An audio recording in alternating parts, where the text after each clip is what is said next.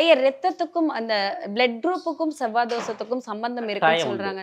Negative குரூப்ல இருக்கிறவங்க எல்லாம் செவ்வாதோஷம் இருக்கிறவங்க அப்படிங்கிற ஒரு அது மித்தா என்னன்னு தெரியலையா. ஆனா எல்லா இடங்களையும் இது சொல்லப்படுது.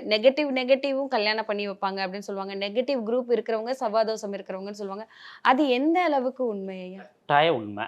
அதான் நம்ம அறிவியல் பூர்வமாகவும் நம்ம ட்ரை பண்ணலாம். எப்படின்னு கேட்டிங்கன்னா, இப்போ மேக்ஸிமம் வந்து ஒரு பெண்ணுக்கு ஆணுக்கோ பிளட் குரூப் வந்து பார்த்தோம்னா செவ்வாதோஷம் இருக்கவங்களுக்கு ஓ வகையாக தான் இருக்கும். நெகட்டிவ் பாசிட்டிவ் இல்லை, ஓ வகையாகவே இருக்கும். ரைட்டுங்களா? அவங்களுக்கு நீங்கள் பிளட் டெஸ்ட் பண்ணோம்னா ஓ வகையில் தான் ஓ இருக்கும். பாசிட்டிவ் ஓ நெகட்டிவ் ரெண்டில் எது வேணாலும் வரும்.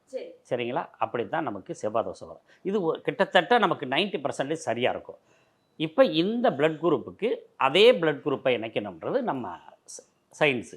அதைத்தான் நம்ம ஜோதிடர்கள் சொல்லியிருக்காங்க. இப்போ பெண்ணுக்கு செவ்வாதோஷம் இருந்தால் ஆணுக்கு செவ்வாதோஷம் இருக்கணும்னு சொல்லியிருக்கோம் இல்லையா? இதில் ஒரு முரண்பாடும் ஒன்று உண்டு. ஆணுக்கு செவ்வாதோஷம் இருந்து பெண்ணுக்கு செவ்வாதோஷம் இல்லைனாலும் கல்யாணம் பண்ணலாம். 100% சக்ஸஸ் ஆகும். ரகங்கள் பலவிதம், ஒவ்வொன்றும் உலகத்தரம். தமிழக உற்பத்தியில் உங்கள் அனுஜ் டைல்ஸ்.